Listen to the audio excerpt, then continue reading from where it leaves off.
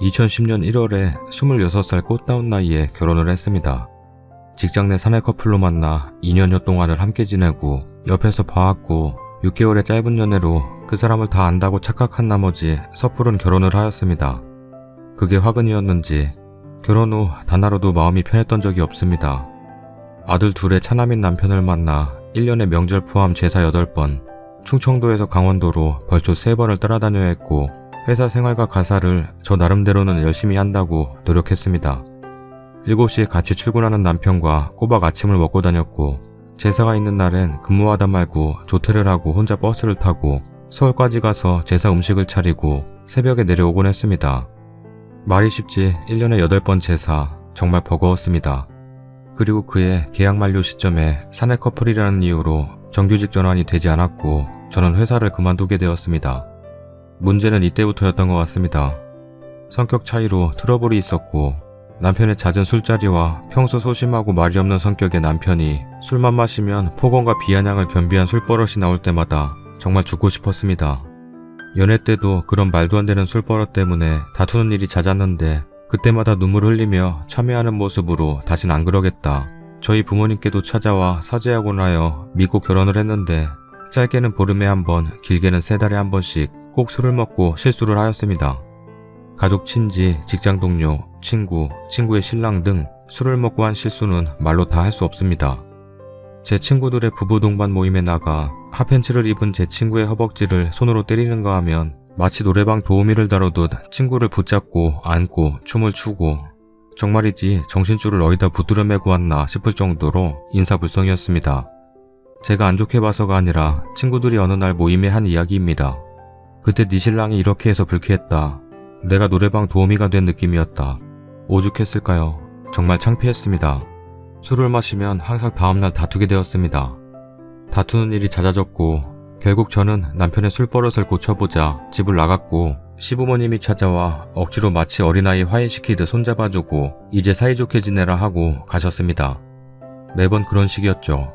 남편이 술을 먹고 실수하면 시부모님은 어김없이 내려오십니다. 형님네 부부와 어린 조카까지 대동하여 가족 총출동인 거죠. 저 결혼하고 일부러 혼인신고도 늦게 했습니다. 어른들은 혼인신고 안 한다고 걱정하셨지만 저는 믿음이 안 갔습니다. 저 사람 호적에 내 이름을 올릴 만큼 믿음직하지 않았습니다. 그렇다고 남편이 항상 잘못만 한 건 아닙니다. 욱하는 제 성격에 지고 사느라 힘들었겠죠. 이해도 합니다. 그렇게 다툼이 잦아졌고 기다리던 아이도 찾아오지 않았고 서로에게 시들어져만 갔습니다. 그리고 작년 8월에 저희 집안 문제와 제 문제, 부부 문제, 여러가지 현실에 부딪히면서 저는 패닉 상태에 빠졌고 남편은 밖으로 돌기 시작했습니다. 말없이 집에 안 들어오고 전화를 하면 받지 않고 누구랑 있냐고 하면 말을 하지 않았습니다. 그리고 심하게 다툰 후 우리는 합의이혼을 결정하였고 합의이혼 서류를 제출하고 별거에 들어갔습니다. 별거를 하는 도중에도 집을 팔았으니 짐을 빼가라는 말도 안 되는 소리들만 했고 술을 먹은 날 외에는 전화 한 통 없었습니다. 술을 먹고 12조의 말들을 들으며 정말 치욕스러웠습니다. 그리고 10월까지 저는 정말 폐인처럼 살았습니다.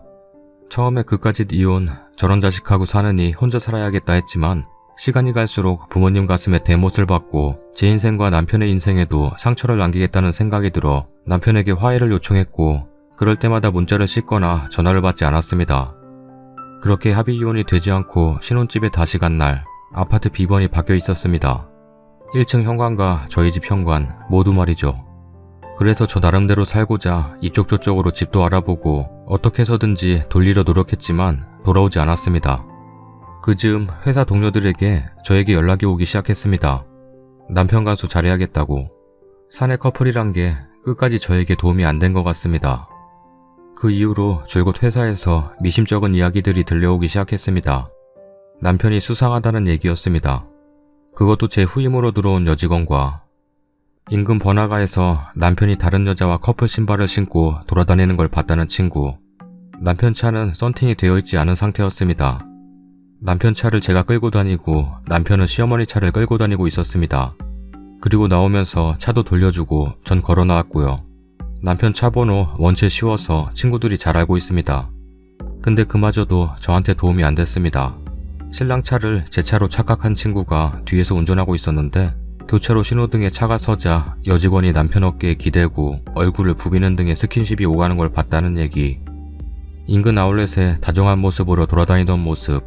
이 작은 동네에 비밀이란 없었습니다. 그렇게 말도 안 되는 얘기를 듣고 저는 막무가내로 신혼집에 들어갔고 정말 사는 게 아니었습니다. 제가 있으면 안방문을 잠그고 들어가서 나오지 않았고 잠도 꼭 문을 걸어 잠그고 잤습니다.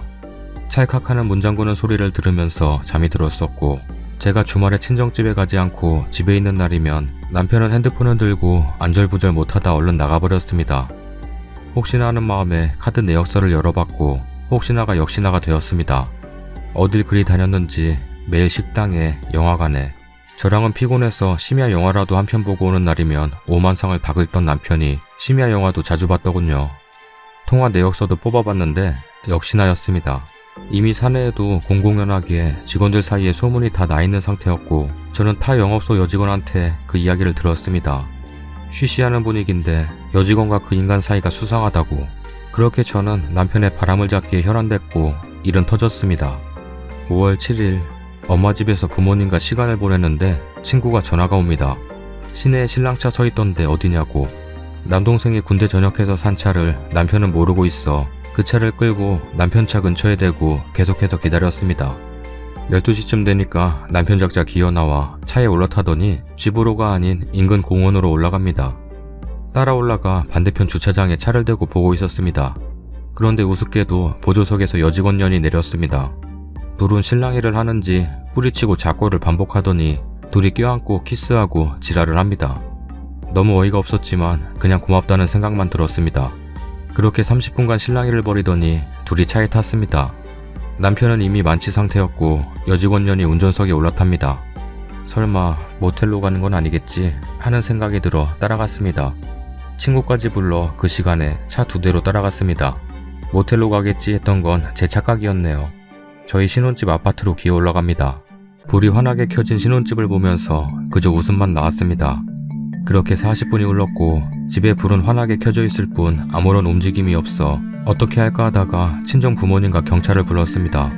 그리고 집에 올라갔는데 안에서 현관문을 차단시켜놨더군요. 기도 안 찹니다. 2시경 가까웠던 것 같습니다. 이미 자정을 지나 5월 8일 어버이날이 되었고 친정 부모님은 고개 키운 큰딸 덕에 사위의 바람 현장을 그대로 옆에서 봐야만 했습니다. 제가 그년 이름을 부르면서 초인종을 누르고 문을 두드리자 안에서 인기척이 들리지만 문은 열어주지 않았습니다. 계속해서 문을 두드리자 그제서야 술에 취한 남편 새끼가 차단된 문을 해지합니다. 그래서 비번을 누르고 들어갔는데 안에서 안전바를 걸어놔 문이 활짝 열리지 않았습니다. 근데 그 사이로 보이더군요. 그년의 하이힐, 거실 소파에 놓여있는 그년 가방. 문 열으라고 난리치니 안전바까지 열어 그제서야 들어갔습니다. 방 3개, 화장실 2개. 다 뒤지고 마지막 안방 화장실 문을 열었을 때 그년이 그 안에 숨어서 문을 닫고 있길래 그 자리에서 싸대기 몇 대 때렸습니다. 보자마자 언니 잘못했다고 하면서 우는데 어처구니가 없었어요. 남편 새끼 추리닝 바지 앞뒤도 구분 못하고 뒤집어 입고 나와서 우리 엄마 아빠께 나가라고 지명의로 된 집이라고 큰소리치고 제가 그년 끌고 나오니까 중간에서 맞고 그년한테 왜 당하고만 있냐고 큰소리를 치고 제 머리채를 잡고 흔들었습니다. 그 과정에 경찰 2분이 보셨고 한 움큼 뽑힌 머리카락도 현재까지 제가 보관하고 있습니다. 그렇게 그 새벽에 난리가 났고 남편 새끼와 그녀는 경찰서로 가서 조사를 받고 5시가 돼서야 기어들어오고 있었습니다. 그녀를 따로 불러 데리고 가 자초지종을 들었더니 가관도 아닙니다. 처음엔 말을 안 하던 그년이 제가 알고 있는 사실들에 대해서 이야기하니 순순히 얘기를 했습니다.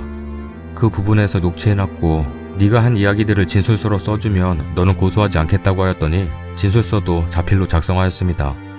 그리고 곧바로 이혼소송에 들어갔고 이런 일이 있기 전 3월에 남편놈이 저한테 성격 차이로 소송 건 부분에 저는 반소를 하였습니다. 그리고 7월 2일 조종한 대로 이혼을 했고 말도 안 되는 위자료와 중고가 되어버린 고가의 가구들을 가지고 저는 그 집에서 나와야 했습니다. 끝까지 위자료 못 주겠다고 하더니 판사가 판결을 내리자 밖에 부모님이 있으니 물어보고 오겠다 하고 나갑니다. 그 전에 조종실에 부모까지 따라 들어와 앉으니 판사가 나가라고 하고 정말 하나부터 10까지 부모 치마폭에 쌓여있는 그 인간 보고 이혼하길 잘했다 생각했습니다. 그리고 7월 12일 어제 경찰서에 다녀왔습니다. 간통 고소 사건으로. 그년이 5월 4일에 저희 집 안방 제 침대에서 그 자식과 관계를 가졌다고 집으로 말했고 4월에 전주 놀러 갔을 때도 관계 가졌다고 얘기했고 진술서도 썼는데 말이 맞지 않는다고 대질신문을 해야겠다고 그래서 어제 다녀왔습니다. 두 년놈은 제 인생을 망쳐놓고 끝까지 관계 가진 적이 없고 자긴 협박에 못 이겨서 진술서를 허위로 작성했다고 우기기 시작합니다.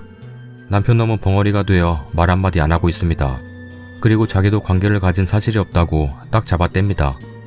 우리나라 법이요. 간통 직접적인 관계 장면이 있지 않으면 혐의가 확인이 안 되고 상관한 인간들이 부인하면 인정이 안 된다는 걸 이제야 알았습니다. 그때 당시에 안방 이불도 가져왔고 침대에서 그년의 머리카락과 머리띠도 가져왔고 그년이 진술한 녹취 내용, 회사에서 관계한 부분까지 진술서로 써줬다고 과장님과 얘기했던 통화 내역도 저한테 있는데 직접적인 증거는 이불에 묻어있는 타액이 있어야 할 것 같다고 합니다. 작년 6월부터 단 하루도 마음 편할 날이 없었고 이혼 소송에 남편 바람에 눈물 마를 날이 없었는데 간통한 사실을 알고도 증거가 부족하다니요. 이건 당한 사람만 불쌍한 꼴이 되어버리고 피해자만 억울한 상황이 되어버렸습니다. 월요일에 녹취록과 이불 타액 묻은 부분을 경찰서에 제출하여 국과수로 넘어가면 한 달 정도 걸릴 거라고 하는데 저는 어떻게 해야 할지 모르겠습니다. 그녀는 26살에 나대고 다니는데 그녀 언니녀는 지동생을 피해자로 만든 게 저랍니다. 제가 집을 나가서 지동생이 남편놈과 저 사이에 끼게 된 거라면서 너희 부부 사이에서 지동생 끼워 넣지 말라면서 유부남이든 이혼남이든 26살 어린 나이에 만나고 싶었을까요? 아직까지 그 둘은 뻔뻔하게 제 앞에서 미안하다 소리 한마디도 안 합니다. 그 인간은 뭐가 그리 뻔뻔한지 지 부모 대동해서 경찰서까지 같이 오고 그 아버지란 인간은 중소기업 사장이란 인간이 조사 과정까지 옆에 들어와 몰래 다 듣고 있더라고요. 정말 치가 떨립니다. 간통으로 꼭 넣고 싶은데 어떻게 해야 할지 모르겠습니다. 새벽 5시까지 잠도 못 자고 뜬 눈으로 뒹굴거리다가 출근하여 답답한 마음에 글을 올립니다. 댓글입니다. 간통은 굉장히 입증이 힘들지만 상대방 여자에게 민사소송으로 정신적 피해보상 위자료 청구하실 수 있어요. 금액이 막 크게 나오는 건 아니라 해도 법정에 세우고 소문나고 하는 걸로 충분히 의의가 있고요. 이대로는 너무 억울하니까 꼭 민사 거세요. 그러려면 우선 침착하시고 증거부터 확실히 모으시고요.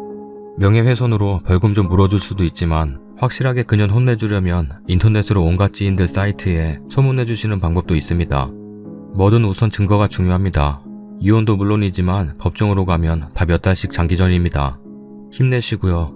쓰레기들 응징합시다.